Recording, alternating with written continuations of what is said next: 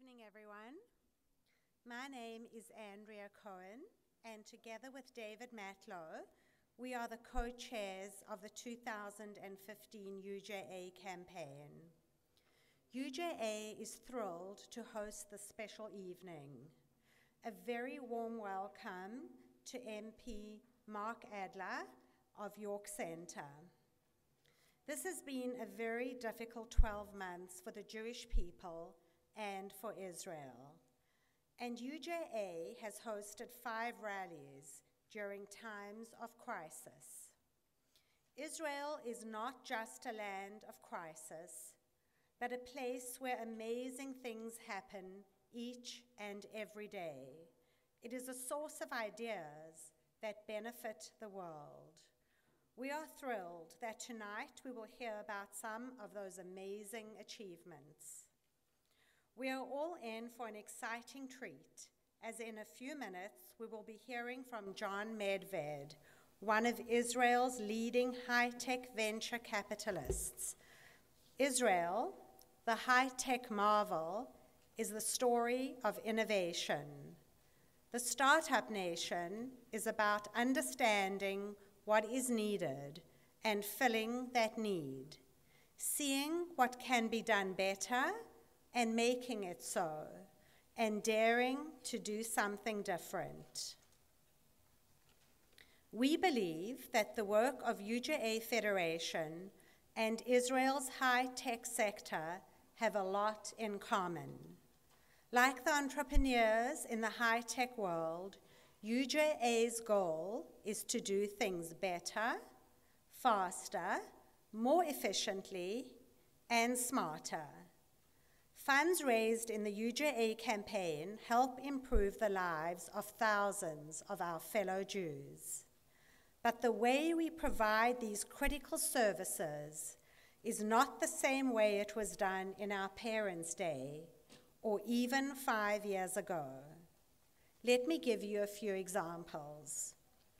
One Open Door is an innovative service which combines the work of 4 UJA-funded agencies: Jewish Family and Child, Jewish Vocational Services, Jewish Immigrant Aid, and Circle of Care, to provide a multidisciplinary single point of entry suite of services to members of our community in need of social assistance.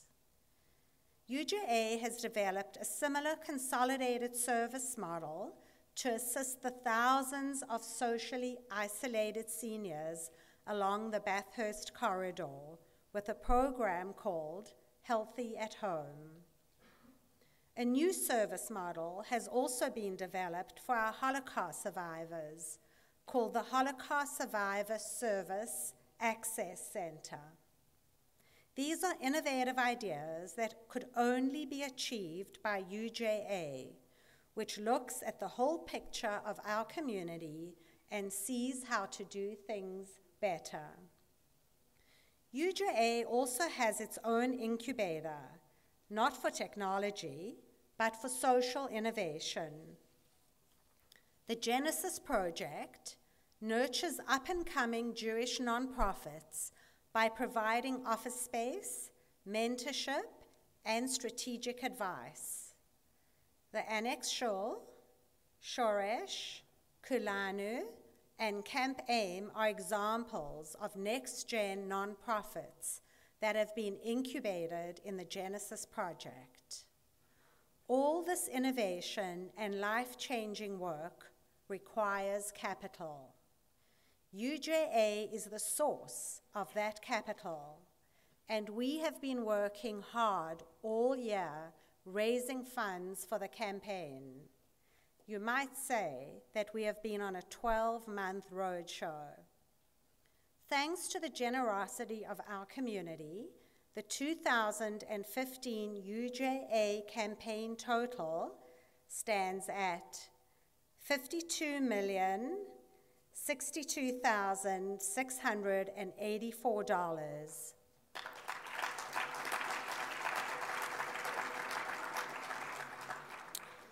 From 15,000 462 donors.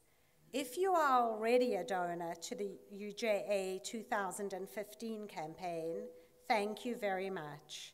If you have not yet made your donation, we would ask that you please do so, even today. As much as we have raised, we could do more if we raise more money. Every donation will be the difference for someone between getting the help they need and having to go without that help. You have been handed a pledge card when you came in. Please complete it before you leave and hand it to me, David, or one of the UJA campaign professionals on the way out. When you make an investment in technology business, you care about an exit, an IPO, or a merger. Your investment is measured in the cash you receive back. When you make a donation to UJA, you're making a different kind of investment. It is an investment in people, in our Jewish community, in Israel, and in our future. Your return on a UJA investment is measured in how good you feel about helping your fellow Jew. It is measured in the lives you have changed. Thank you to everyone who has or will make a donation to UJA. Together, we are making a difference. I'd now like to call upon my co-chair of Campaign 2015, David Matlow, to introduce our guest speaker.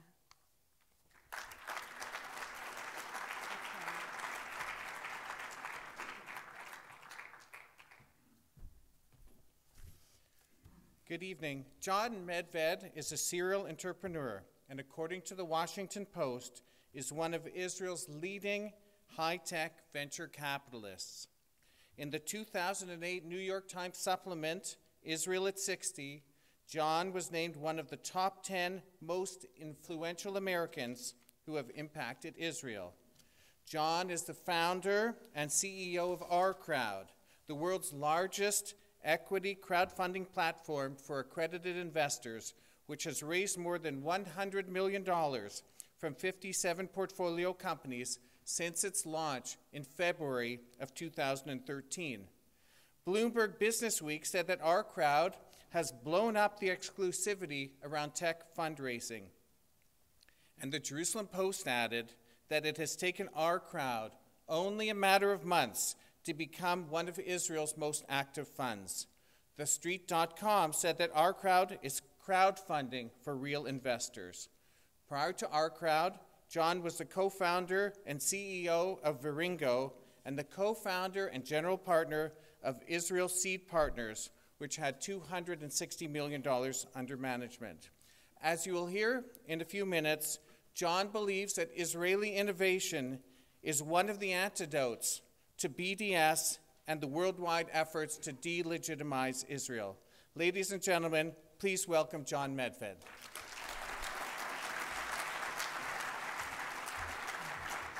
Thank you, David. Thank you, Deborah. It's great to be here. This is really quite a turnout. And while I can't see you all face to face because it's dark out there, I feel very connected here. I now actually am an honorary Canadian because I have 4 Canadian grandchildren, thank God. My oldest son has married a Toronto girl, and this community is simply off the charts. In fact, UJA, without even knowing it, is really one of the most successful crowdfunding examples in the world. The fact that you have 15,000 donors and an average donation of about $3,000 to reach $52 million, that this is the 3rd largest campaign in North America, that it puts to shame my old hometown of Los Angeles, leaves Miami in your dust, is just an extraordinary testament to the kind of Jewish community you guys have built. And when you talk about return on investment, I can't think of a better investment. I mean, in other words, every investor will tell you how wonderful the upside is. but it's all about track record. And what you can see is what you have built, what you invest in the UJA brings tangible results which you can see and feel. In fact, I was mentioning to David earlier that almost 40 years ago, I was working with his sister Elaine when she was a Zionist activist back in the days at Brandeis, and I was at Berkeley. And literally, that's where we got our starts in Jewish leadership and Jewish life. My path took me to move to Israel, and I've continued to do what I can to build Jewish life.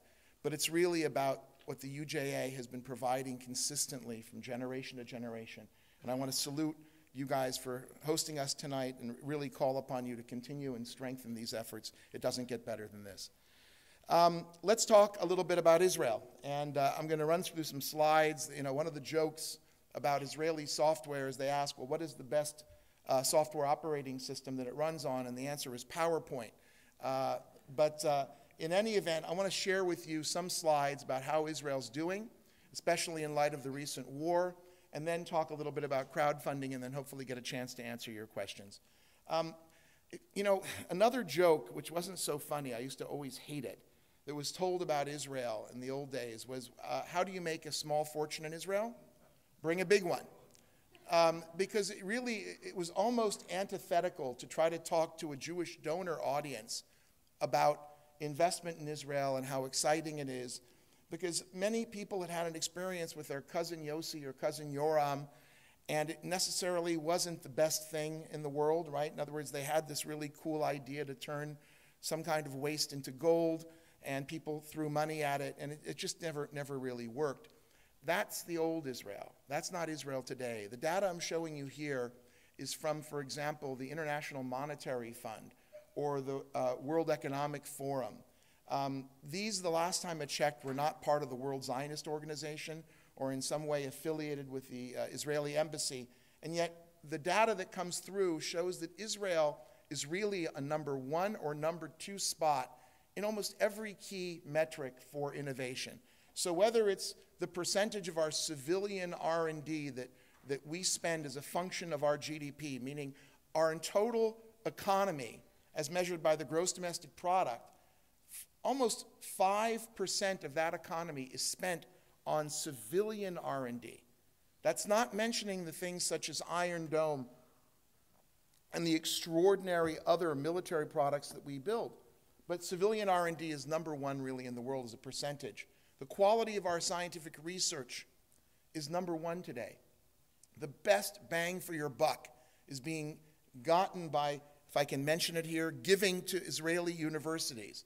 The people who are backing the Technion, the Hebrew University, and the Weizmann Institute, and all of them are doing incredible work because the number of Nobel Prizes, you know today that Israel is number 5 worldwide in absolute Nobel Prizes in the sciences. Go figure. Our little country is number 5 after everybody else.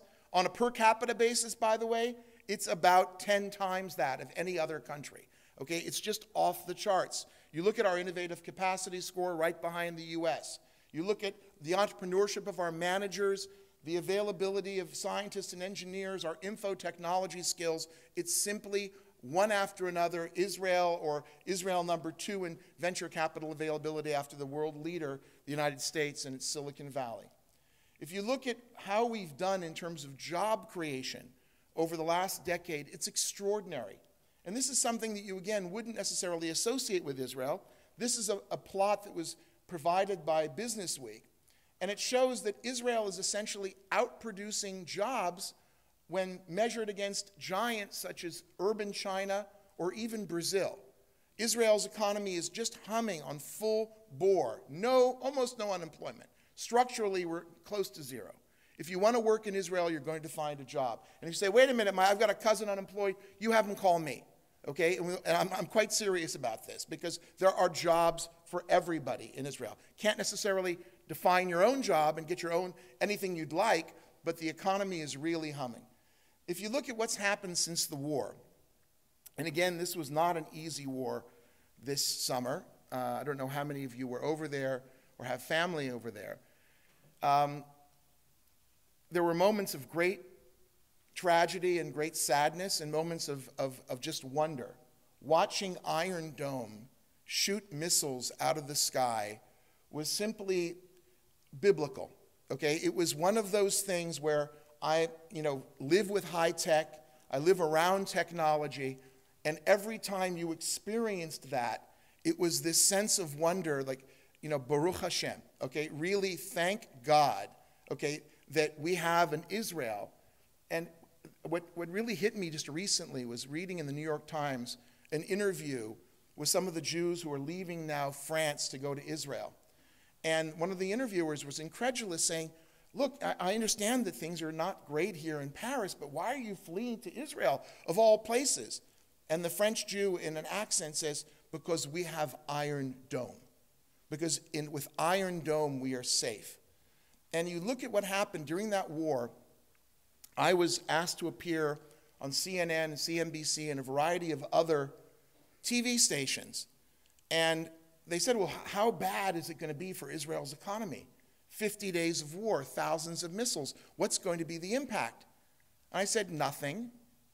They said, what do you mean, nothing? I said, no, Israel is going to weather this storm like it's weathered all the other wars, and I'll show you in a second a graph. But the reality is that Israel knows how to survive this and take it in stride, and our business economy is going to move forward. And it turns out now we actually have the data. And we can look 6 months later, and it turns out that I was right. It wasn't nevuah. It wasn't prophecy. It was simply knowing what's happened in the past. You see, that already the investment community has plugged in geopolitical risk into the Israeli equation. Anybody who invests in Israel knows what they're getting into. They know where we live. They know who our neighbors are. There's a couple of issues here. Number one is that the rest of the world's becoming a lot more like Israel, unfortunately. That's not good news, but that's reality. The difference is the rest of the world gets freaked out by it, and we know how to handle it because we learned to live with risk. And it's not just us in Israel, it's a Jewish story. I mean, you guys know the story about how you define a Jewish holiday. That joke, right? They tried to kill us. They didn't succeed. Now let's eat. Right? The reality is we don't let these things get us down. Now, last week in Israel, there was a snowstorm. That's terrible and scary. Right? We'll go running for the supermarket shelves, and we'll fight each other in supermarkets because there'll be a few snow flurries. You guys need to teach us how to handle that, certainly in Jerusalem. But missiles, it doesn't faze us.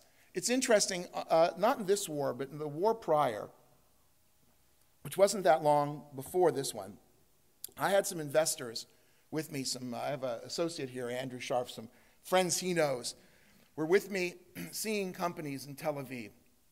The war had started, and there were missiles that were landing in Israel's south, and Hamas was boasting that they were going to shoot missiles at Tel Aviv, and no one believed that they could reach it.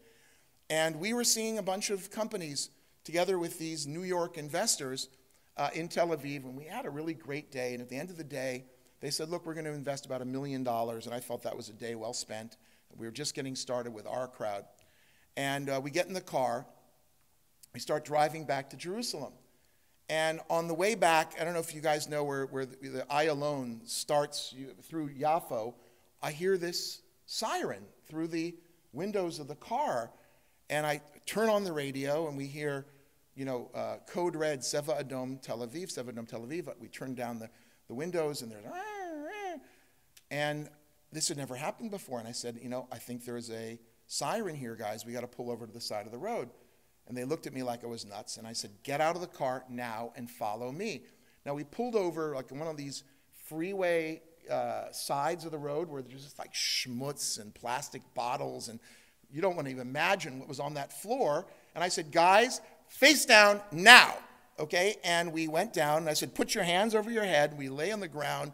They're wearing these beautiful suits, Armani or Zegna, I don't know. I mean, I was wearing some, not so beautiful suit. But in the meantime, we are down, face down, and then within 10 seconds of heading down, we hear this big boom above us. And they want to get up and see it, and I said, face down, because you're supposed to stay down. And finally, about a minute later, we try to brush ourselves off and get up and get back into the car and resume the drive back to Jerusalem. And I remember saying, there goes the day, right? In other words, these were investors.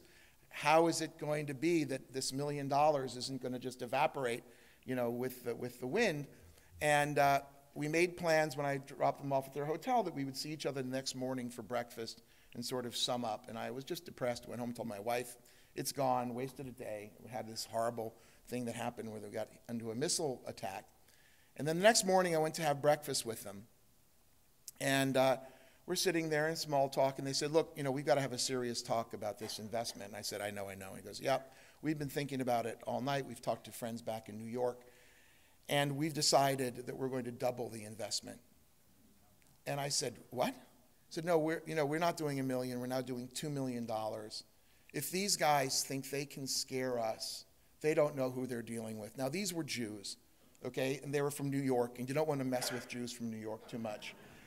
But the reality is this is the way to respond to this kind of thing. They can shoot missiles at us. They can kill us occasionally. They can threaten us, but they can't stop us. Okay? This country that we've built with all the sweat and all of the tears and all of the dreams of thousands of years is not going to be bothered by a few missiles. And whether it's protected by Iron Dome or whether it's simply through our will, that is what, really I think we are all about and who we are as a people. If you look at how this works out in a plot, and this is hard to see, I apologize. I'm happy to share these slides with whoever would like to just, I'll give you my business card and send me an email. It turns out that Israel and its economy is reflected in a plot of the Tel Aviv 25, which is like the Dow Jones, is terribly affected by these red bubbles, which are global financial events. When the global financial crisis sets in, Israel's stock market's going to go down. When the tech bubble burst in 2000, the market goes down. The Intifada doesn't really affect us. The Second Lebanon War, stock market goes up. Operation Cast Lead, market goes up. And that's what gave me the ability to go on CNBC and say with confidence that this time, same thing's going to happen. And you know what? Our stock market now is at all-time new highs. The shekel strengthened. The Israeli economy continues to grow and is robust. So if you look at what this reflects in terms of dollars invested in Israeli startups, last year we invested about $3 billion. $3 billion in Israeli startups. It's the first year, by the way, that investment in tech startups is exceeding the amount of U.S. military aid. Literally, there's more investment now than military aid. We need the military aid. It's very important. Okay, we need it for Iron Dome and for other projects, the new F-35 airplane and whatnot. But 84% of that money came from overseas funds. People like those guys from New York who got in the dirt and are still investing and doubling down. Except it's not just from New York. It's from Silicon Valley, and increasingly it's from Shanghai and Hong Kong and Tokyo and Mumbai, where people are coming and pouring into Israel to back Israel's technology sector. If you look at how this results at the end of this process, we look for an exit, as was mentioned earlier, either an IPO, which is an initial public offering, or what's called a merger and acquisition. And Israeli companies have been extraordinarily prolific in terms of taking their companies public in New York. So much so that today there's a very interesting sort of planetary picture. And the numbers there and the planets reflect how many companies are traded in New York from that country of origin. And of course, Jupiter here is the USA. A good size, I guess, Uranus, or I don't, I'm sort of hard pressed to remember my planets, is Canada and China. And then Israel, number 4. It makes perfect sense, right? The big 4? No, wrong. Makes no sense. But it was actually a little stranger picture several years ago because Israel actually was number 2 for about 5 years.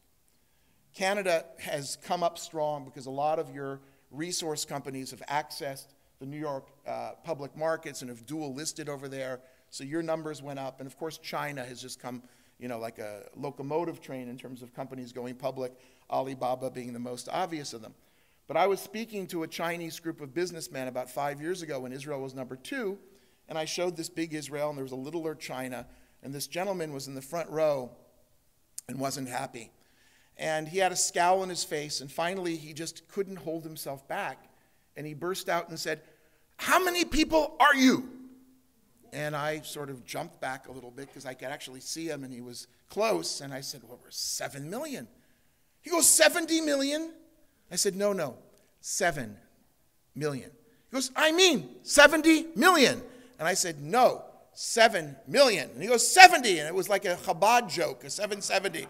Okay, the bottom line is that he could not grasp that it was only 7 million people. And finally his neighbor starts talking to him in Chinese. And the neighbor takes over and says, "Look, Mr. Lee is convinced that you are a liar." And I said, "Okay, what am I lying about?" And he said, "Well, he believes that you have so many companies in Wall Street because he knows that the Israelis and by the way, the Chinese will often use the phrase crafty Jew, and they mean it as a compliment, okay? It is a positive thing. There's actually a very interesting story. There was a delegation that met President Paris, and they offered him a stack of books in Chinese about the Jewish people. And Paris is going through the books, and one after another, and he finally gets to this book that he recognized. And the Chinese delegate said, yes, this is a very famous book, Protocols of Elders of Zion. And I think they think it's just a good plan, okay, that at least we have a plan. But the bottom line is that in any event, Mr. Lee thought said that I was a liar, not because the companies traded, but because how could we possibly be only 7 million people? And how could we, with 7 million people, have more companies traded in New York than the great nation of China? Well, guess what? I don't have that problem anymore. I'm delighted the Chinese have overtaken us. They will stay ahead. Okay, geh gesundheit, as we say in Yiddish. They should be happy and live long. And I'm free to now talk to Chinese groups without being jumped at. In any event, it's quite an interesting story. You can look also at the merger and acquisition data. This is a hard slide, and I'll try to deconstruct it quickly. Basically, in 13 and 14, about 80 different companies from Israel were bought by multinationals for about $7 billion each year. And if you ask yourself who is buying these companies, it's a veritable who's who of the technology sector. Every major tech company is buying an Israeli company. You can't find one who's not. And it turns out that so many have bought that there are now 300 different multinational tech companies operating in Israel. Intel is probably the biggest one of them. There are 10,000 employees for Intel in Israel. Intel, by the way, relative to the war, within a couple of weeks at the end of the war, announced a further $6 billion investment in Israel. $6 billion, just Intel alone. And I was joking with an Intel executive who said, Medved, you talk a lot about us, in your talks, and, my thought is that really that symbol of the state of Israel with the menorah, it should have something below it that says Intel inside. And I joked back and I said, well, your little Intel logo, it should say Israel inside. Okay, but the reality is we have an incredible symbiotic relationship. We're very, blessed with that. But it's not just Intel. It's Cisco, who has bought 13 companies, and Broadcom 10, and even the relative newcomers, Facebook and Google, have got about 5 each. If you guys have been to the new Googleplex in Tel Aviv, it's incredible. Okay, it's this colorful, vibrant, wonderful place. You can walk in there, by the way, and just take a tour. It's in the Electra building off the Ayalon. What's really cool about the Google Center is they have 3 amazing state-of-the-art restaurants. And it's sort of reflective of today's Israel. One of them is Glatt kosher meat. One of them is Glatt kosher milk. And one of them is Glatt treif. Okay, it's just spectacular. The reality is that these M&A deals are going up in value. In 2012, it was really a good year. There was one company in Jerusalem bought for $5 billion by Cisco. That company was called NDS. A great story, by the way. Came out of a little college in Jerusalem called the Jerusalem College of Technology. And NDS had developed a technology to provide what's called conditional access, so that you could control content efficiently from a satellite. And so a gentleman named Rupert Murdoch heard about this, swooped in the early 1990s and bought this company for the whopping sum of $15 million. And I remember I'm on the board of JCT, the Jerusalem College. It's an unbelievable institute where half the day you learn Torah, and then the other half the day you learn technology. It's really unique. And it was just, sason v'simcha. It was huge celebration. $15 million, we're rich. These guys were incredible. They were rock stars, folk heroes. Go 20 years further, and Mr. Murdoch sold the company to Cisco for $5 billion. So Murdoch sometimes gets it very, very right, and he's also been a big investor in Israel. If you look at what's happened is that many of these deals have actually gotten pretty large in size. I hope most of you are using Waze. I don't know if your traffic problem is as bad as ours in Tel Aviv or in places like Los Angeles, but Waze is a godsend. And Waze was bought for $1 billion by Google. By the way, one of the stories that, again, associated with this sale of Waze to Google was that there's a gentleman named Li Ka-shing in China. We're back to China again. I guess it's appropriate for the times. And Mr. Li is a huge investor, reputed to be the largest and the wealthiest gentleman in China. And he was visiting the Technion, it's actually his deputy, and she was late to a meeting, and she got into a Technion-supplied car, and she told the driver to step on it because they were going to be late to the meeting. And all of a sudden, the driver, instead of stepping on it, steps off it. He gets off the highway, starts making all these jerky, herky kinds of moves, going right, going left. And she says, "What are you doing?" And basically, he said, "Look, we're using this thing called Waze." And she looked at it, got to the meeting on time, and then came back and said, I really would like to go see this Waze company. Went to the Waze company, agreed to make an investment, and then like 2 years later, they sold the company for $1 billion. And Mr. Li made $130 million in profit on that investment. What did he do? He turned around and gave every penny to the Technion. Mr. Li Ka-shing this year has given $130 million in 2014 as a gift to the Technion. He is not Jewish, okay? And he's a great guy, a really great guy, and a builder and a good friend to Israel. There have been a whole host of other companies that have been exiting for about $1 billion apiece. And in fact, the big granddaddy of them all has been a company called Mobileye. If you haven't heard about this, you want to hear about this company, because this company has been the heart of much of the discussion and the excitement about autonomous driving. Last week there was the auto show in Detroit, and everyone's talking about the cars of the future. By the way, last week I interviewed the CEO of Audi on Bloomberg, where I was a guest host, and I said, "Okay, fess up, when are you shipping an autonomous driving vehicle?" And I expected he would prevaricate and sort of avoid the answer. He goes, 2017. We're that close to autonomous driving. What do you think is powering all this? Israeli technology. This company, Mobileye, supplies its chips, which teach cars to see, to 90% of the world's auto manufacturers, including Tesla, who you've heard a lot about their autonomous driving plans. And this company chose to go public in the middle of the Gaza war, in the middle of the war. A lot of people said, "Don't do it. It's not a good idea. You don't want to, let investors think about the missiles. Bad idea. Don't do it." They said, we're going public. Turns out the stock went up 50% on the first day of trading. It's now up about 100% and a $10 billion market cap. And it's a darling. It's another Jerusalem-based company, by the way, called Mobileye. So what is driving all of this? It's basically who we are, okay? And we can't really spend enough time. Invite me back and we can spend a whole evening talking about why. I think it goes back literally to Avraham Avinu. We're in a Beit Knesset after all, and talking a little Torah, especially I like mixing Torah and technology, is probably appropriate. But I'm quite serious about this. Avraham was a rule breaker, a risk taker, went out of his comfort zone. That famous words that Hashem says to Avraham, Lech lecha, go for yourself. It's a call to be an entrepreneur. It's a call to be an immigrant, to step outside, to go. Get it as my old late father, of blessed memory, would say, get your butt in gear, okay? Get moving. And that call has been what animates us as a people from the beginning. And it's an attitude towards risk, where you simply don't let the risk stop you. It's an attitude towards being an immigrant, where immigrants make great, great entrepreneurs. It's an attitude towards education and hard work, and then giving back to society like through the UJA. And that's what it's all about.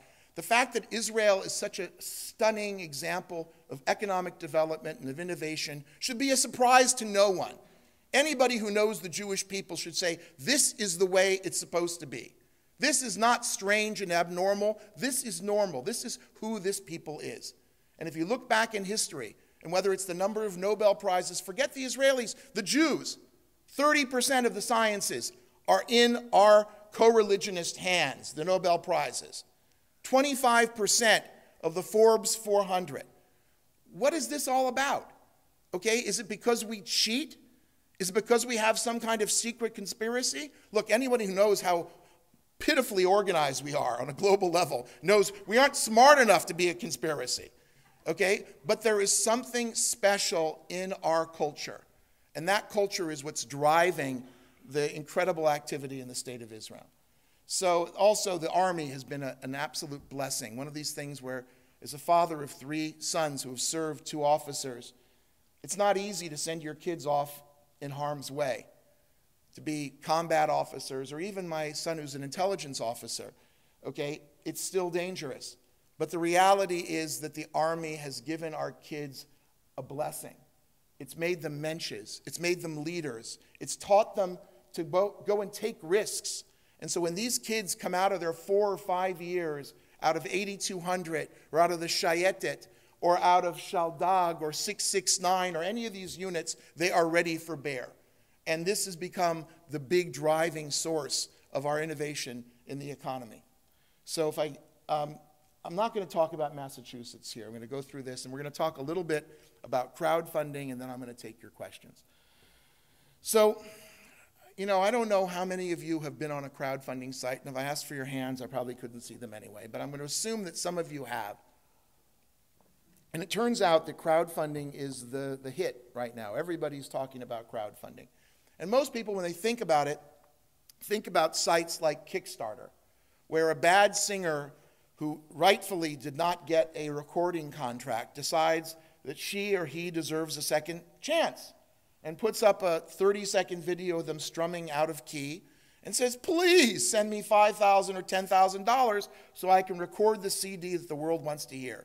Now, who these people are who are answering this cry for mercy, ich weiß, okay, I don't know, but the reality is people are responding and responding bigadol. By the way, the time that I really understood how big this was there was a woman who was a school bus marm. Okay, she was responsible for watching kids on a school bus. The kids took this horribly offensive video. I remember you saw that. Went totally viral on YouTube. 100 million views of her sort of fighting with the kids, and it just made her look bad. Ruined her life, or so she claimed. So she decided she would have the last laugh. So she went to Kickstarter and posted this video of the kids, because it was obviously very funny and popular and everyone wanted to see it, said, look how they ruined my life.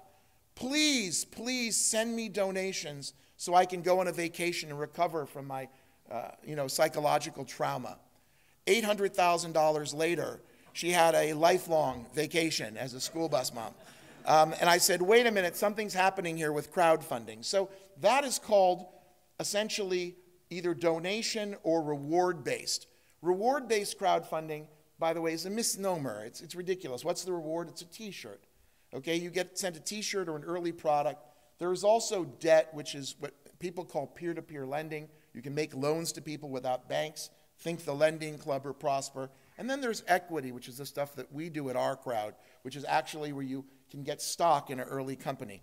So one of the key sort of transitional moments was a company called Pebble, which launched a cool new watch that works with your smartphone on Kickstarter. And $10 million later, they began to develop it. All they had to do was put up a little video, 500 words, promise you a T-shirt. It looked pretty cool, but no one in their right mind thought they would get $10 million. That's pretty impressive. There's another guy whose name is literally Palmer Luckey, Luckey. This week, he's on the cover of Forbes magazine. Why? Well, Mr. Luckey, back in the day, actually raised $2.4 million on Kickstarter for his cool little virtual reality goggles. People sent him the money. He started building the goggles. But within 2 years of getting that money, Facebook bought his company for the sum of $2 billion. So I guess his name was right. That wasn't misnamed. Mr. Palmer Luckey. The only problem is Mr. Luckey forgot all these small people who gave him the early money.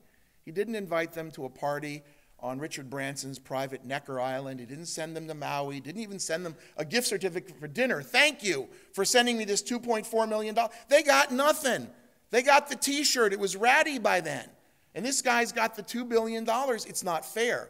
But he did us a favor because all of a sudden people started to look at what's called the equity crowdfunding platforms and said, look, we'd like to essentially back these entrepreneurs, but if we do that and they get successful, we want to get a piece of the upside. So this all started happening in my life about 2 years ago, a little over 2 years ago, when I was exiting my last startup. I've been a venture capitalist. I've backed a whole bunch of companies. I started watching all this crowdfunding stuff going on, and I said, wait a minute. Maybe we can use this to connect thousands or tens of thousands of investors with Israeli startups. Maybe what I could do, instead of just raising another fund, and I've been there and done that, and I've got friends here who've been with me in that journey, maybe what we could do is play it a little differently. We'll go find deals, lots of them, good ones, okay, put our own money to work, and then open it up to the crowd. And if the crowd wants to join us, great. And if they like it, they'll participate. It's not $100 or $50. It starts at $10,000. And if we do get lucky or we get really smart, then the crowd will benefit from it and hopefully will then make appropriate tzedakah donations back to the UJA. But the reality is that this happened 2 years ago, and we've had a spectacular run. I mean, we've really been blessed, and not just with those investors who doubled down in the dirt, but we have now 7,000 investors worldwide who are connected. We've raised over $100 million for our companies and $30 million for our platform, 57 companies we've funded. We have about 70 people working for us, 60 new jobs in Jerusalem, and this thing is just getting started, and we're pretty excited about it. What we do is that we actually curate the whole process, sort of like, I guess curation is the right word. We look for the best deals. We select 2% of them. We see a lot of deals. When we find a deal we like, we then negotiate terms with the company.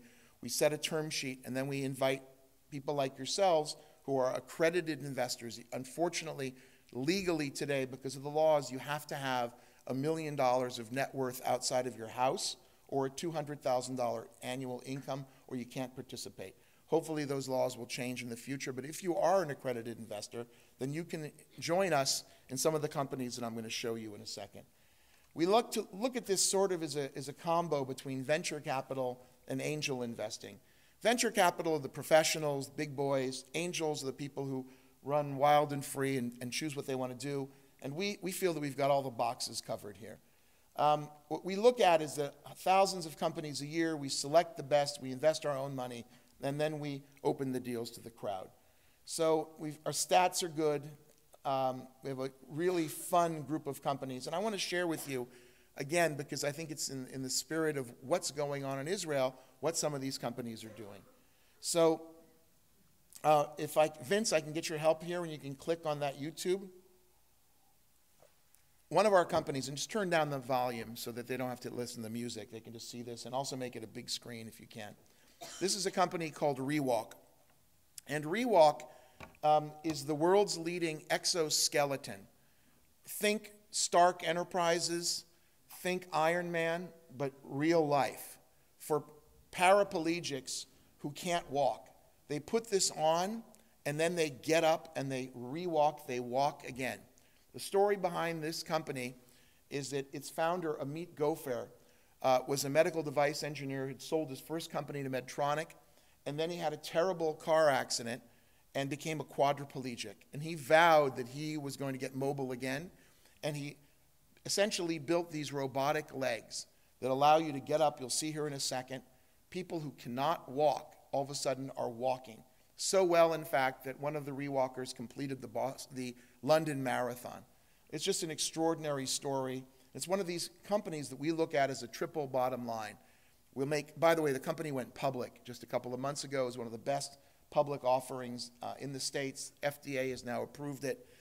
It's being reimbursed by insurers in Germany, and it's going to change the world. This is really just one of those extraordinary, wonderful stories where we'll make money, we're building jobs in Israel, and we're helping mankind. Any idiot who wants to talk about BDS, just tell them, boycott this. Okay, boycott this. That's right. Take that away from the paraplegics. Let's look, let's go back to the slides if we can, Vince. So another company, and unfortunately this link isn't working, and I'll just have to describe it, is a company called Consumer Physics, the makers of SIO. I don't know if any of you have seen this yet, but you're going to hear a lot about this company. It's a little device smaller than this thing here that is sort of like what Dr. Spock was holding in his hands, which is something called the old tricorder, those of you who are Trekkies. Tricorders basically analyzed all matter.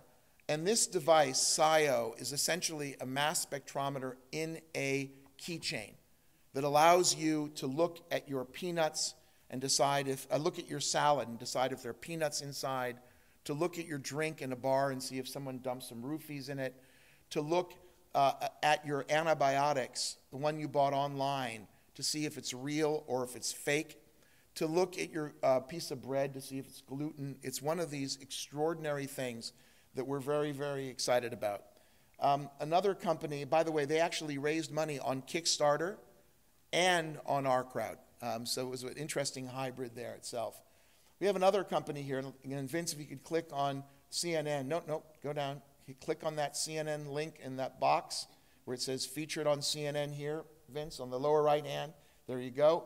And this, we'd like to hear the sound because Aaron Burnett's got a good voice. An old joke, right? A neurosurgeon and two ex-Israeli officers walk into a coffee shop. But what happens next is no punchline. It was a chance encounter that has turned an old idea developed to prepare fighter pilots for battle into an innovative new idea that could save lives. It's called surgical theater. In 2010, Dr. Warren Selman, neurosurgeon-in-chief at University Hospitals in Cleveland, overheard retired Israeli soldiers, Modi Avissar and Alan Jerry, talking about flight simulator technology in a local coffee shop.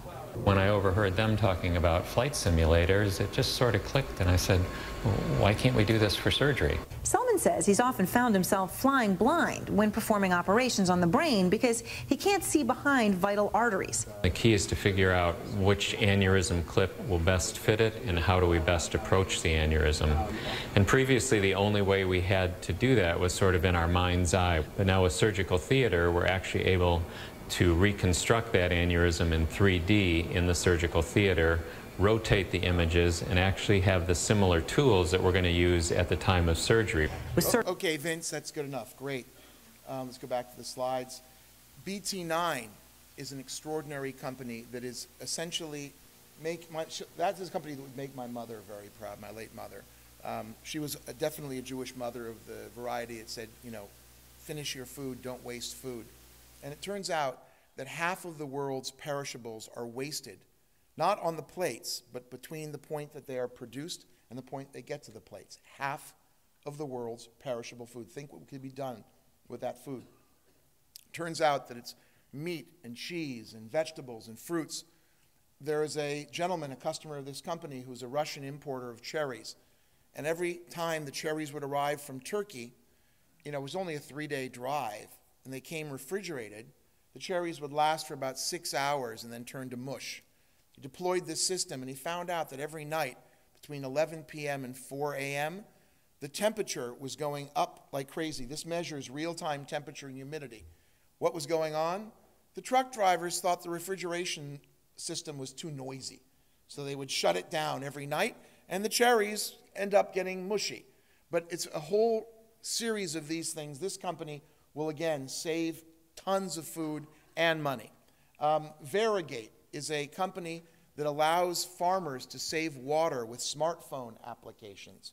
Site Diagnostics is a game changer in the area of malaria testing, taking essentially similar technology to Mobileye and using it to recognize parasites like malaria, takes the test down from 60 minutes to 2 minutes, from $3 of cost to 10 cents. If you look at BioCatch, this is to prevent bad guys from breaking into systems, and it does authentication by continuous biometric monitoring, not of your eyeball, not of your fingerprint, but of your keyboard behavior and your mouse behavior. It measures 350 different parameters to know that it's you on this computer and not somebody else.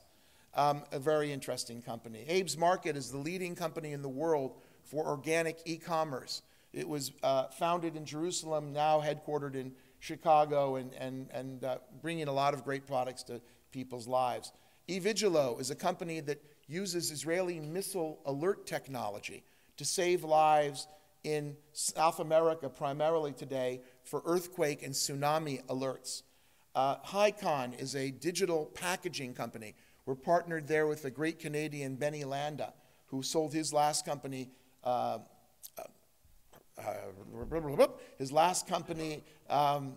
me?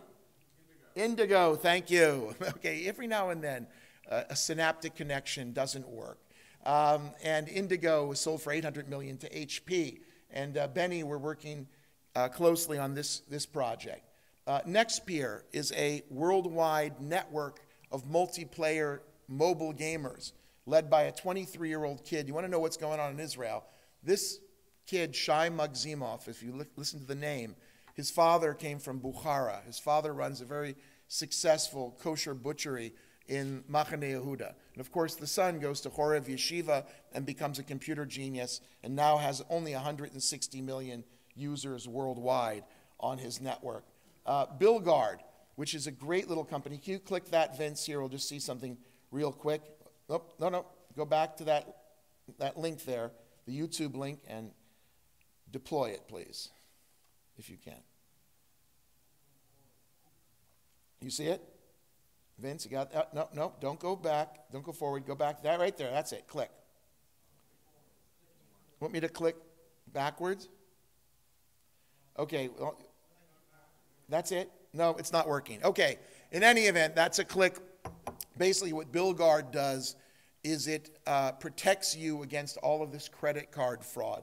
And it goes on and on and on. I mean, there are so many wonderful companies. We have companies that will save your lives from prescription errors where we're co-invested with General Electric.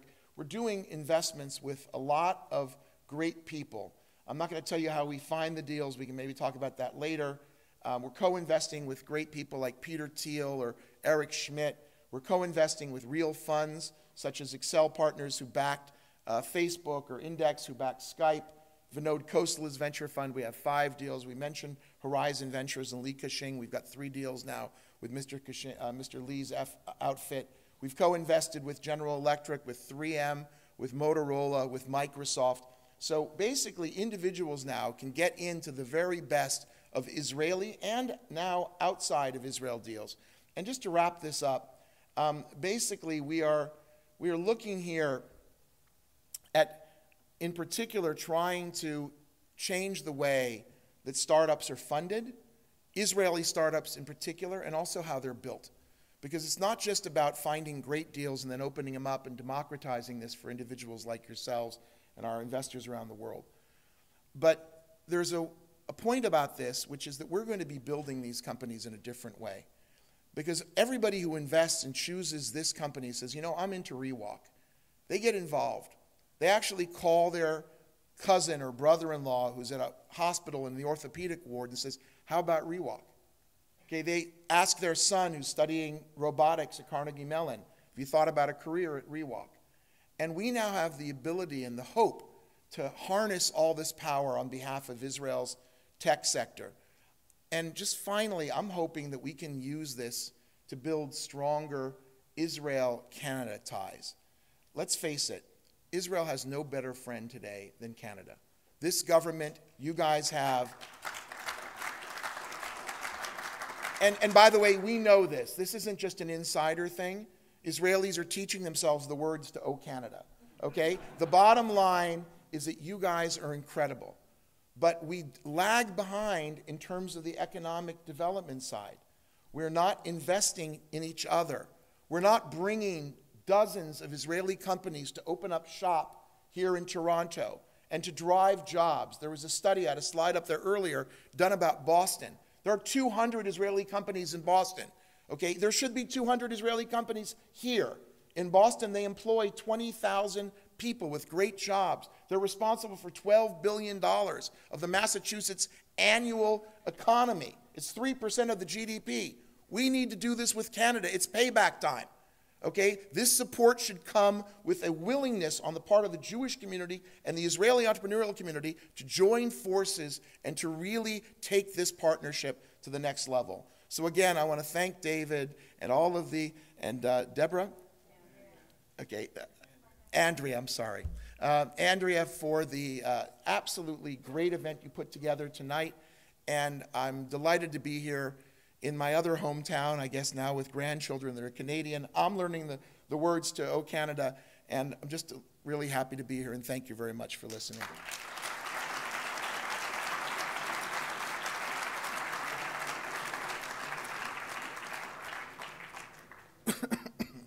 Can I get some questions? We turn the lights up so we can see people.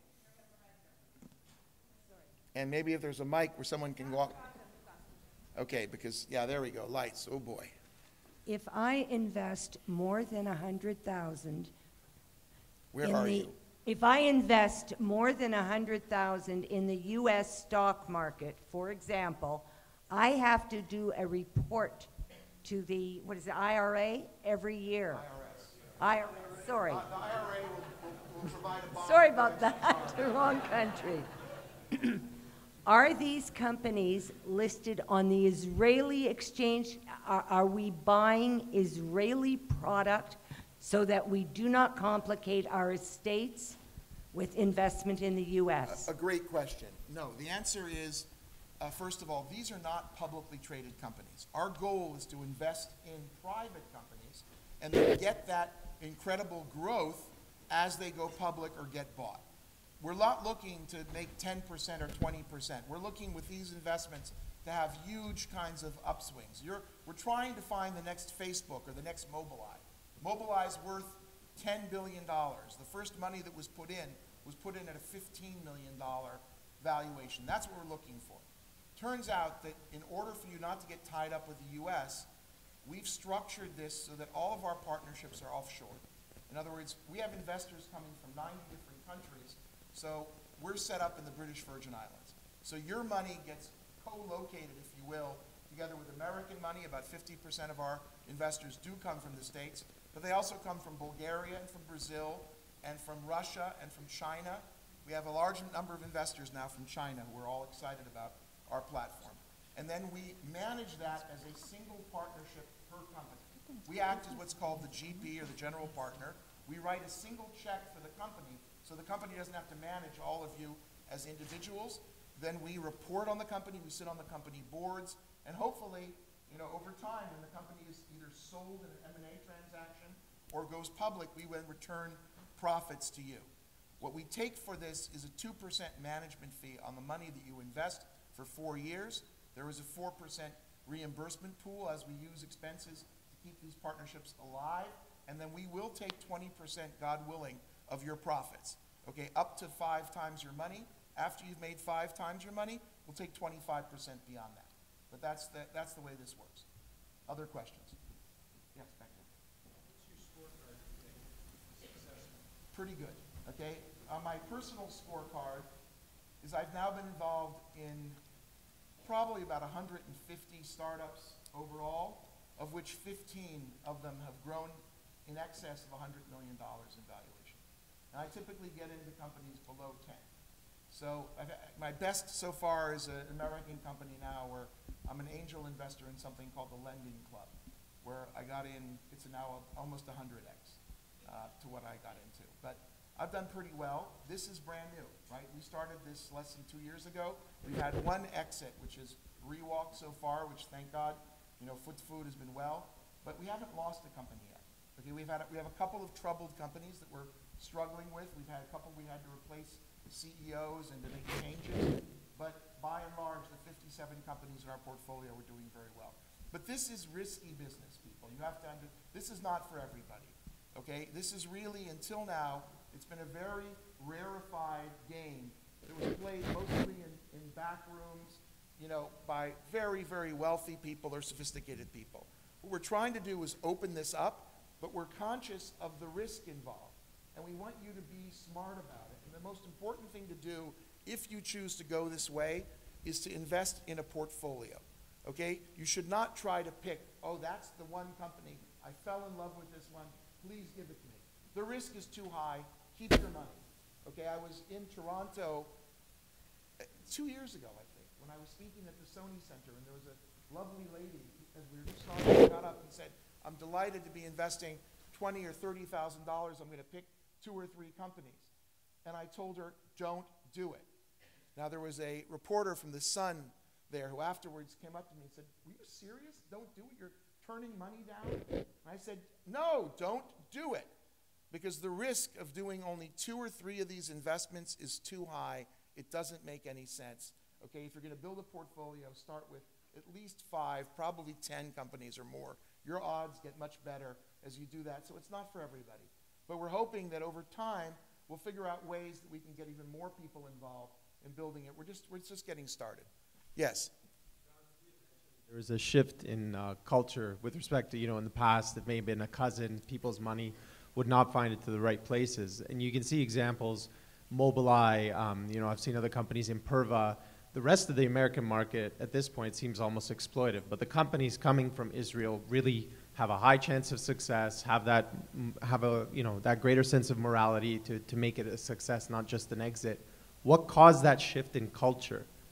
Okay, it's very interesting. Look, there are a lot of great companies coming from America, but a lot of them are business model companies. Think Uber, think WhatsApp. These aren't really, there's technology there, no question, but they're not breakthrough technology. We have a company called VocalZoom on our site, which is one of these companies that's just so Israeli, so obviously Israeli. There's a problem if you've ever had Siri on your iPhone and you're trying to talk to it in a noisy bar, forget about it, right? In other words, the noise is too great for it to pick up your voice and do what's called voice recognition. So this is a problem people have tried to solve for years, and they try algorithms and all kinds of things. It doesn't work. You can't speak and get voice pickup in a noisy environment. So what do the Israelis do? What do we do? This company says, we have a technology to use lasers to listen to the vibrations on windows in a room, and then we can hear a conversation. By the way, you should always be aware. You think, now people understand that when they're talking on the phone, they're listening everywhere, okay? Nothing you say is private, right? I mean, that technology's out there. The US has it, Israel has it. So these same people said, wait a minute, if we can read vibrations off a window, I guess we can read the vibrations off your cheek and your neck. So that's what VocalZoom does, is they have a little device which reads the vibrations off your face. It's a little tiny semiconductor. And we're co-invested now with 3M, a huge communications company, and a big 3 auto manufacturer. And hopefully this will change the way. So it's those kinds of companies. The Israeli companies today are thinking about big, hard technology problems. They're not thinking about a new business model innovation. And one of the things I'm most excited about is they're thinking about problems not just for rich people in the world. Most companies in Silicon Valley, when they get up in the morning, they look around them, it's like a wall of mirrors. They think of the other wealthy people who live in Silicon Valley. How are we going to make our lives cooler and more fun?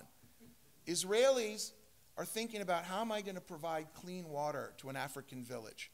How am I going to allow people off the grid to keep vaccines refrigerated? How are we going to improve the yield on maize and corn and wheat?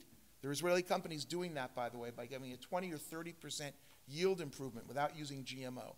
And these are big problems. We have to tackle a whole new set of problems. And I think that what's happening now in the world of technology is that the trends that are out there are going to be playing into our strong suit. All the new things that you're hearing about, and if you haven't heard about them, hear about it right now. The Internet of Things, what's called IoT. It's going to be heavily dominated by Israel. Everything is going to be connected. The lights, your thermostat, You're seeing just the beginning of this with Nest or Dropcam and things like that. That's going to be very good for Israel. Big data and analytics are going to be very good for Israel. Fintech and financial innovations are going to be good for Israel. Okay? Cybersecurity, there's no better place to be investing than in Israel. So many of these things which have always been our strengths are now coming into fashion. So I think that actually the next 10 or 20 years are going to be extraordinary. But there's another reason. And that is because we're living in a country now with thousands of serial entrepreneurs. Because we've had so much success with all these exits, there are thousands of people who've had a part in building a successful company. Some of them done it once, some of them have done it twice, some of them have done it 3 and 4 times. It gets to be like a habit. And for example, we have an investment I do with a guy who's had 4 exits, 4 times, 4 exits. It's almost like I'm afraid that it's too good, right? The 5th can't be possibly, another success. But this is a really much easier way to invest when you're investing in people who've already been there and done that successfully. Another question. You're saying that you go ahead and look at 2,000 companies a year.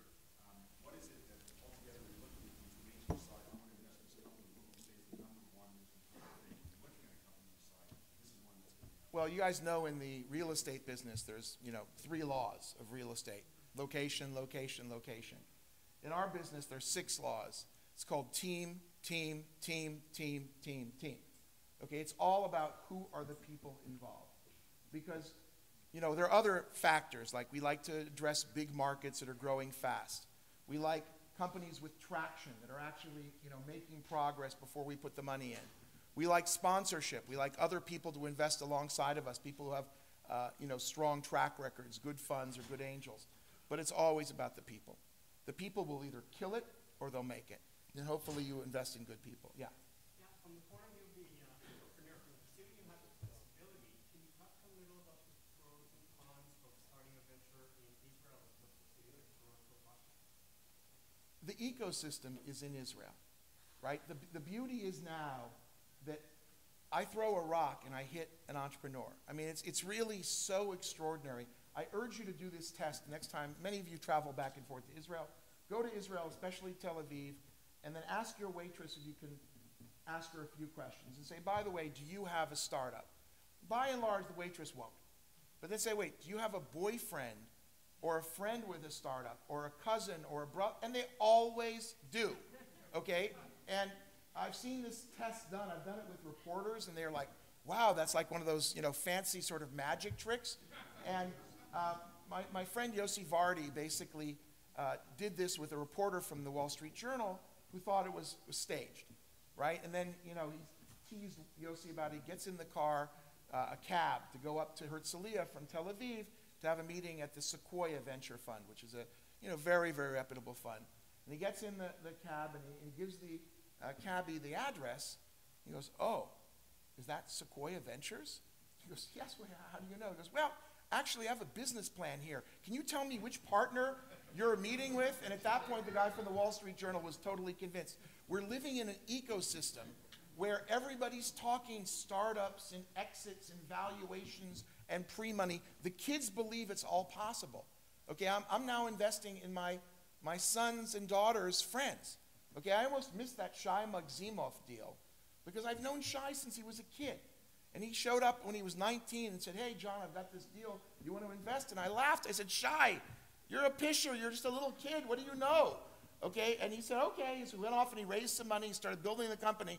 And I almost missed the train. I luckily jumped on before it was going. But right now, it's all these 20-somethings who are standing on the shoulders of everyone who's come before. They're finding these mentors. Remember, there are thousands of people who've been involved. Every year, there are 100 new exits. Each exit has 4 or 5 CTOs and the CEOs and the investors involved. And so the whole system is really just tumbling, okay, if you will. So if you ask me, if you have a choice, build it in Israel. But there's no reason why we can't help to build a strong ecosystem here, especially because, and I'll come to your question in a second, all of these Israelis need to come to North America at some point and at least open up a sales and service operation, right? You can't just do it all from Israel remote control. You need an office here. So why are the offices in New York and in San Francisco or in LA or in Boston. They should be here too. And we need to develop a way. They want to find a warm Jewish community.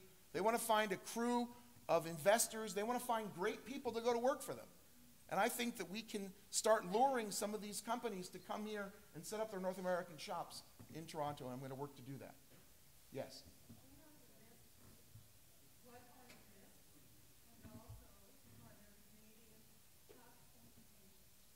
Okay, the risks are grave. The risks are you lose everything. This is, in Hebrew, they call venture capital hon sikun, which means danger capital.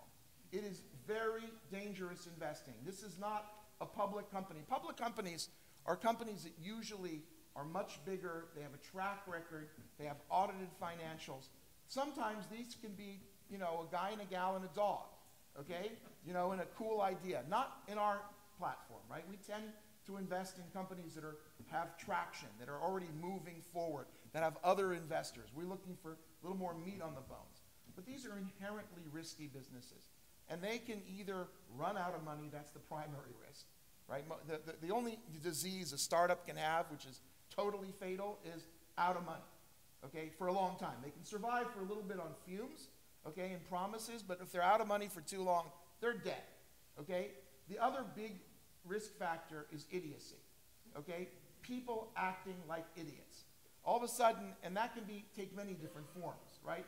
The founder can say, well, I deserve a $10 million valuation for my company. You ask him why? Because I want it. So he sits there saying 10 million, 10 million. He meets tons of investors. No one invests. He runs out of money. Idiocy killed another company.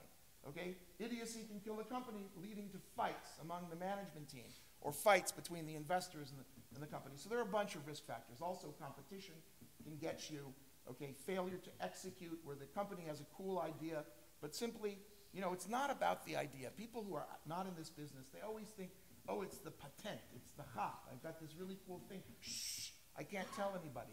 It's not about that, okay? It's always about what you do with the idea, how you build the company. In terms of Canadian tax implications, that's what their accountants are for. Talk to your accountant. But the reality is that this is a investment which ultimately results in what in America is called capital gains, okay? And you will pay taxes. You'll pay taxes here in Canada, as though you invested in a Canadian startup. Yes? On average, what percentage would you hold in the investee companies? And also, how do you value the investments every month, every quarter for purposes of raising? Great questions. Look, we hold as much as we can without going into a majority position. But typically, it's in the 20% plus or minus. Sometimes it's less. Sometimes it's more. Depends on the deal, right? Depends on how much money we're investing, how much room there is. There are all kinds of issues. How do we value these companies? This is part of our secret sauce, because these aren't public companies, right? They're not trading. You don't go to NASDAQ and watch, the price go up and down and then make a decision. We sit with the company and we look at how they're doing, and we apply what are called comparables. We look at public companies that are like that company and what kind of multiple they have to sales or to profits or whatnot, and that's how we come up with the pricing, but that's really one of the hard parts of it. Yes, two more questions, three more questions, then we'll call it and let everyone get home before the ice gets too bad. Yes? I recently connected this crowdfunding Israel. Are you looking at anything that's not high-tech? Right now we are high-tech, high-tech, high-tech, okay? From ag tech to med tech to consumer technology to security to homeland security to big data to consumer this stuff. We're looking at all of it. Real estate we're getting asked about real estate almost every day. And there are a bunch of guys doing real estate, and I'd love to see a real estate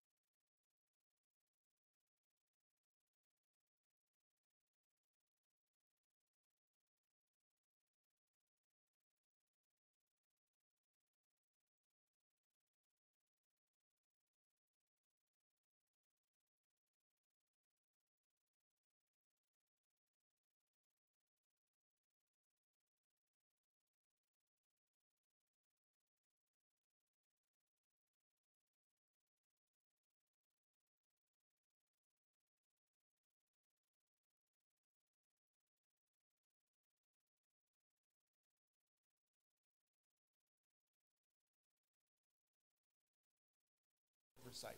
There was one last question, and we're going to call it a night. Yeah. We exit. Go ahead.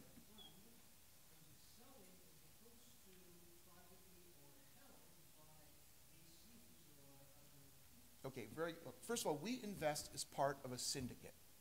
This is a group sport. So we look for companies where there are other venture capital funds or other angels who are investing alongside of us.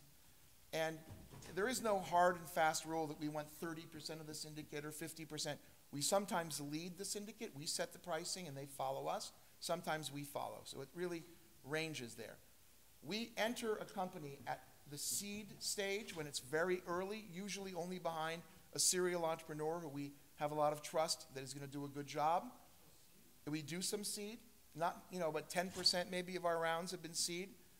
But our sweet spot is what's called Series A and Series B, which is right after the seed funding.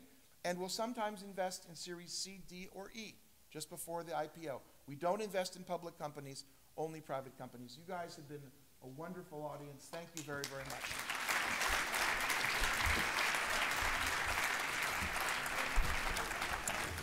John, thank you very much. If I could have everyone's attention for just one more minute. So in your presentation, you talked about the crowd, and we're a crowd. So there's about 400 people here who are now armed with information about what's going on in Israel, what a miraculous people we are, a miraculous country, and all the innovation. And as I said in the introduction, we have in our hands a response to initiatives to delegitimize and boycott Israel, boycott an exoskeleton, boycott a spectrometer that will help somebody with an allergy to gluten, and all of the things that you saw. So we want to thank you for sharing with us information about the innovation in our miraculous country, and we wish you hatzlacha and best of luck with all your inventions, and thank you very much, Token.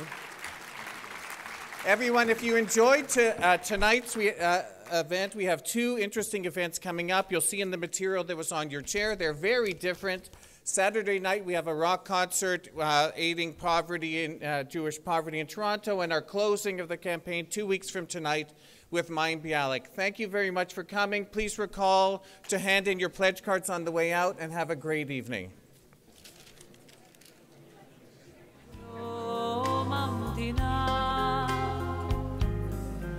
שעה חולפת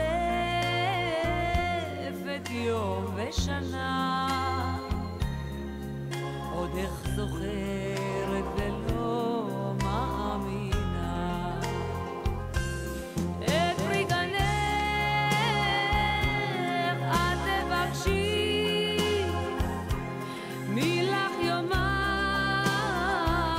ומי לך ישיב, מר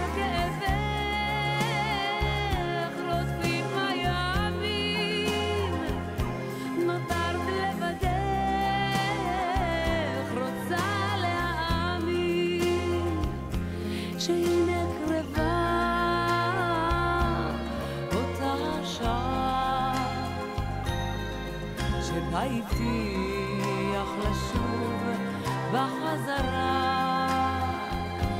שהנה קרבה אותה שעה, שבה הבטיח לשוב בחזרה.